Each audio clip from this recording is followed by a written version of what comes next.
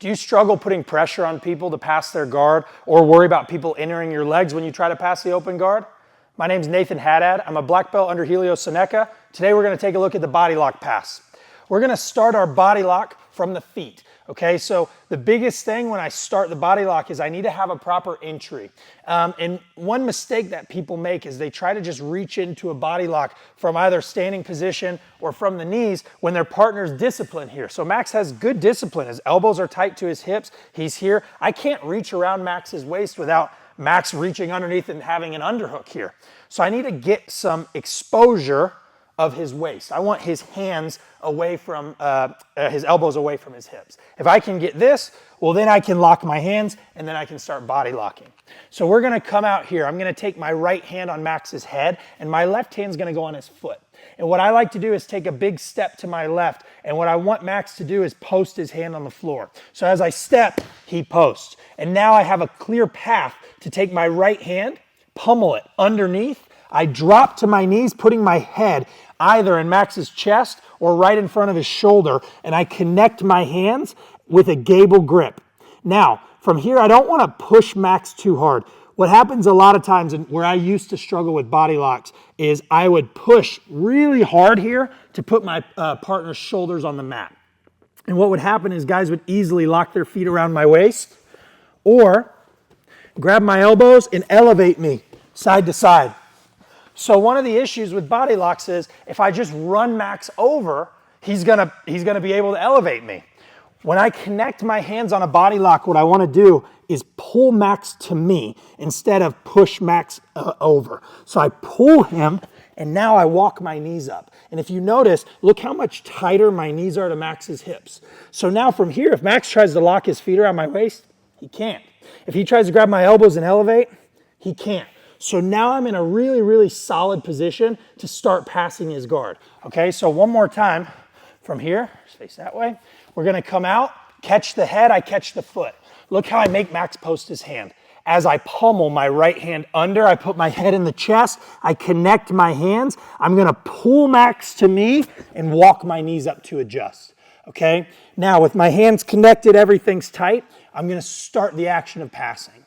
The first pass that we're gonna do, we're gonna pin Max's leg up. So I'm gonna step my left foot.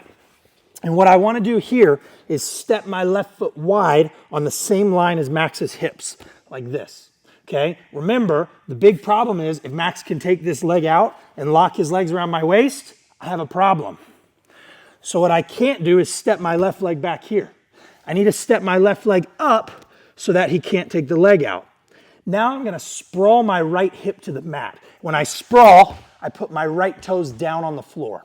And I'm gonna start to walk to my left to take Max's butterfly hook out on his left leg. I walk like this. And now his butterfly hook comes out. Some guys here are gonna try to lock their leg around your waist. That's fine, doesn't bother me at all. Some guys will keep their foot on the floor, also fine, doesn't bug me.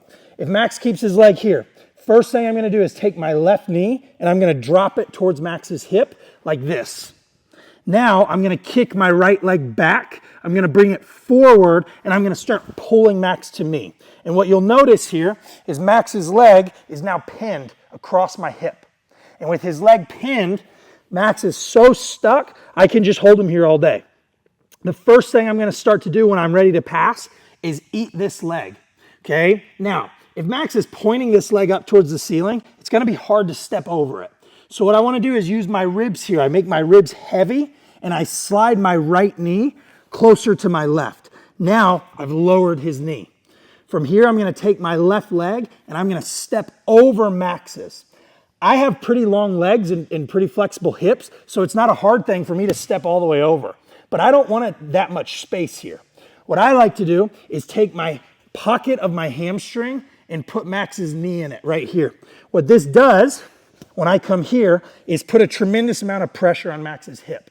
And as I put my left knee to the floor, it starts putting even more pressure. It's kind of like I'm forcing him to do a butterfly stretch here, okay? So I step, one, put his knee in the pocket of my hamstring.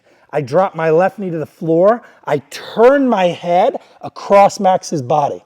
And now, using my left knee to push, I'm gonna take my right knee free and put my right knee in his tailbone. And now we've passed his guard using a body lock pass. Okay, so again, come this way. We come out, we make our entry. 1. From here, I'm gonna step my left foot on the line. I'm gonna sprawl my right hip. I'm gonna start to walk. 1, 2.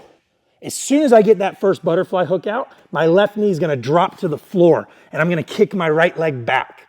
Now as I bring my right knee forward, I pull Max up close to me. Again, notice his shin is pinned up to my hips now. From here, I put my right knee closer to my left and I start to step over Max's leg.